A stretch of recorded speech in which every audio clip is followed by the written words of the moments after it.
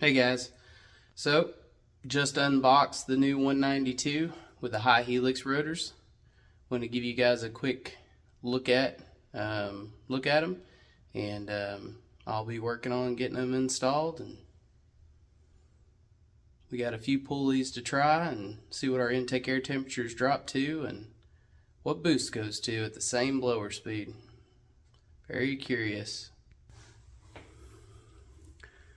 So it's not quite a 120 degree twist. Normally a Hi-Helix is 120 degrees of twist, but due to the 192, that's based off of 1471. So since the case length is not quite as long, it's not quite 120 degrees. It's more like 97 degrees of twist, but 3-point Teflon,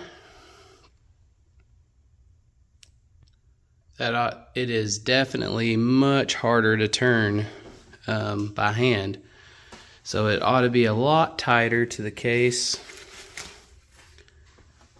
This is what was in there. So, and these aren't, I mean, these are still pretty hefty rotors, but these two lobe rotors with the 2-point Teflon, which mine was starting to get a little bit worn out, little piece missing there. But these new Billet, this is aluminum, definitely feels like steel. It's pretty heavy, but these new Billet steel 3-point, 3-lobe Hi-Helix rotors, definitely much harder to turn. So ought to be a lot tighter in there, a lot tighter clearances, and with the 3-point Teflon, we ought to be able to make more boost now. I've got let me flip this. I got the 67 tooth lower, and this one is a 35 tooth upper, which this rotor speed will be just one step under what I was running on my daily driver. And I have a 29 tooth, which is the smallest pulley they offer. We'll be letting them know how much boost it maxes out at. And a 33 tooth. So the 33 tooth should be exactly the same rotor speed as my daily driver. So we'll see how much more boost it makes at the same pulley. And with the new 8mm drive, we will have 0 belt slip. So the downside to not having any belt, if there's a backfire, there's no burst panel. And so without a burst panel, the serpentine drives are what protect you and allow the belt to slip. However, belt slip, when you start getting really fast in rotor speeds, and I didn't notice any belt slip on my 16 rib V-belt, so we'll just put that there.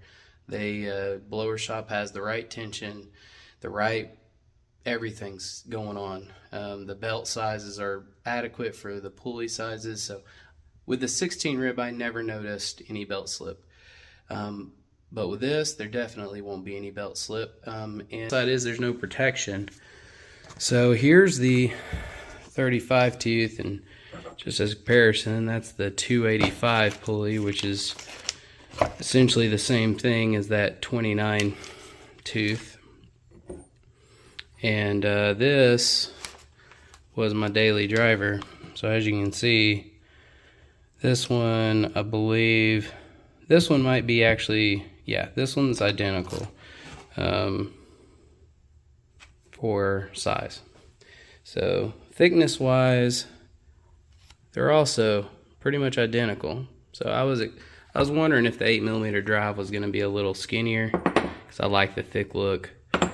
But yeah, so we'll be getting it all installed. We got to get the accessory drive and all that installed, and we'll see how it runs. And when I get it all put together, I'll do a video on the first startup and getting it tuned up and see what it sounds like at idle, and see what boost it makes, what intake air temperatures are, and then we'll go from there. Eventually gonna get this thing on E85, make a lot more power, but for now we're just gonna see what it'll do on 93 with maybe a little boost stain on the smaller pulleys, see what kind of power we can make. Anyway, that's all I got. See ya.